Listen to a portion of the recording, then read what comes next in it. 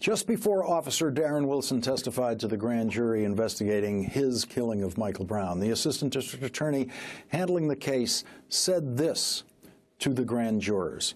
I'm going to pass out to you all. You are all going to receive a copy of a statute. It is section 563046, and it says law enforcement officers' use of force in making an arrest, and it is the law on what is permissible, what force is permissible, and when in making an arrest by a police officer.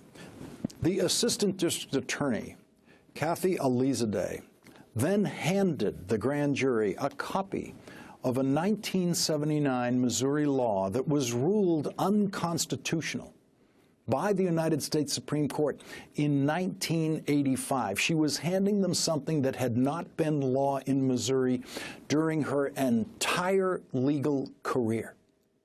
But it was very helpful to Officer Darren Wilson that the assistant district attorney handed the grand jury an old unconstitutional law which said incorrectly that it is legal to shoot fleeing suspects simply because they are fleeing. By handing the grand jury that unconstitutional law, the assistant district attorney dramatically lowered the standard by which Darren Wilson could be judged.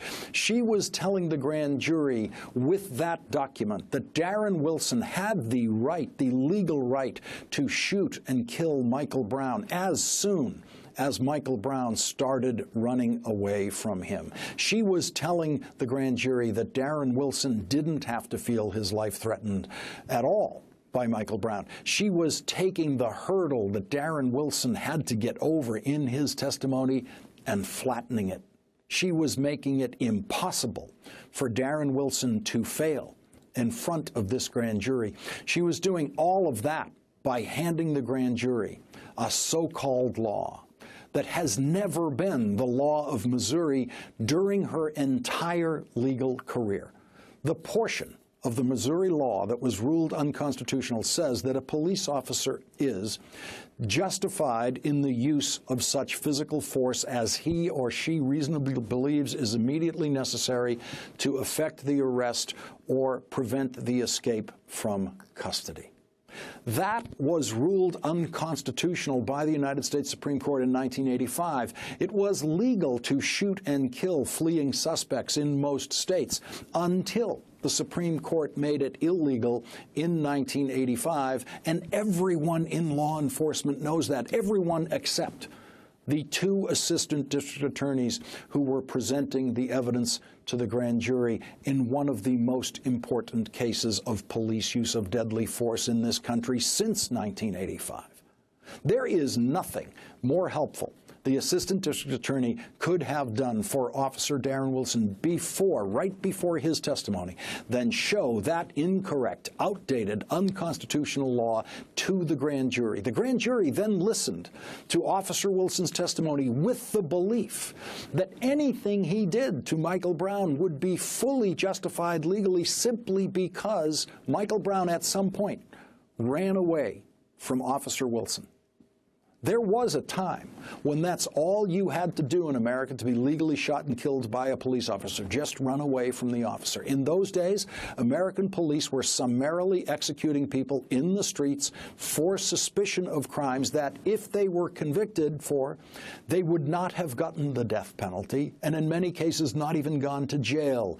Kids jumping out of stolen cars and running away from cops could be legally shot in the back and killed in those days for a crime that obviously did not carry the death penalty. There was actually one case of a man who spit on a police officer and then ran away from the police officer and was legally shot and killed by the police officer.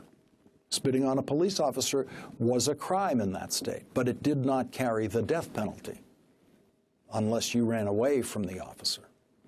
The district attorney's office allowed the grand jurors to travel back in time to the good old days of American law enforcement when the cops could shoot people for running away. Before Darren Wilson was born, that's how far back in time they went. The assistant district attorneys did that by using the old unconstitutional law as the window through which these grand jurors would evaluate Darren Wilson's conduct. The grand jury listened to the officer's testimony, believing that according to the law, Michael Brown did not have to pose any kind of threat to Officer Wilson to justify Officer Wilson shooting him dead.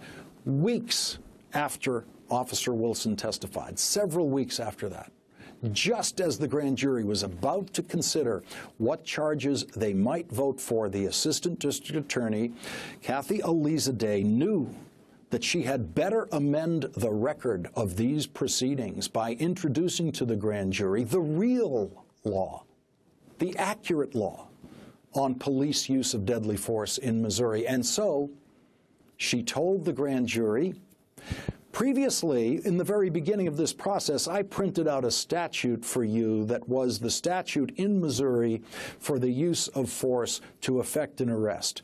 So if you all want to get those out, what we have discovered, and we have been going along with this, doing our research, is that the statute in the state of Missouri does not comply with the case law. This doesn't sound probably unfamiliar to you, that the law is codified in a written form in books, and they're called statutes, but courts interpret those statutes, and so the statute for the use of force to effect an arrest in the state of Missouri does not comply with the United States Supreme Court cases. So the statute I gave you, if you want to fold that in half, just so that you don't necessarily rely on that, because there is a portion of that that doesn't comply with the law.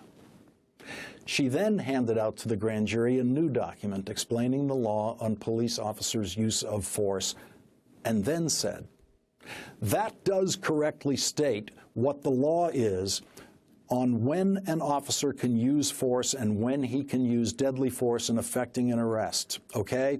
I don't want you to get confused, and don't rely on that copy or that print out of the statute that I've given you a long time ago. It is not entirely incorrect or inaccurate, but there is something in it that's not correct. Ignore it totally. A grand juror then asked, the Supreme Court, federal court, overrides Missouri statutes? Now, we all learned the answer to that in high school. It is one word, yes.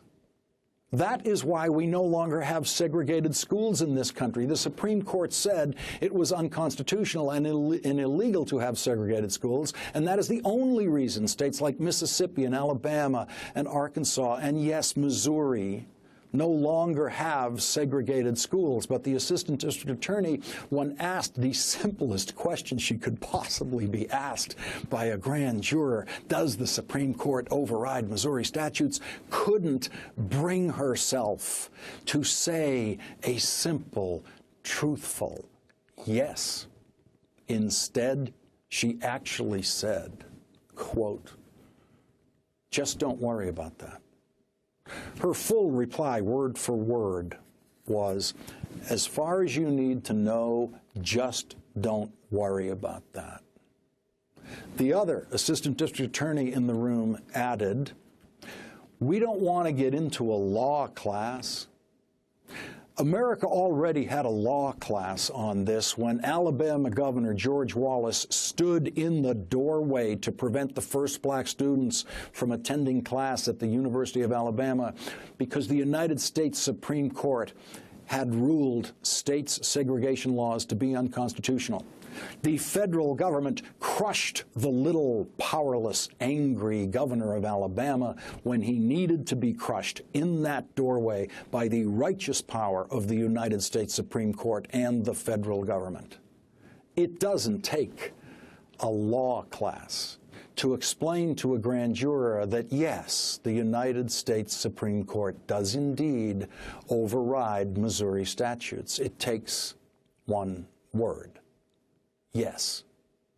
But that is not the worst, most unprofessional aspect of Assistant District Attorney Kathy Elizalde's presentation to the grand jury about this law. The very worst part of it is that she never, ever explained to the grand jury what was incorrect about the unconstitutional statute that she had given them and left with them as one of their official papers for weeks and weeks and weeks.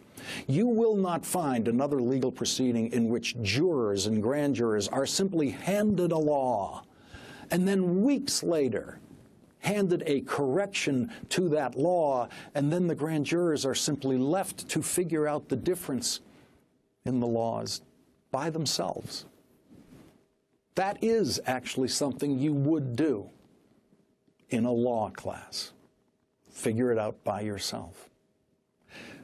With prosecutors like this, Darren Wilson never really needed a defense lawyer.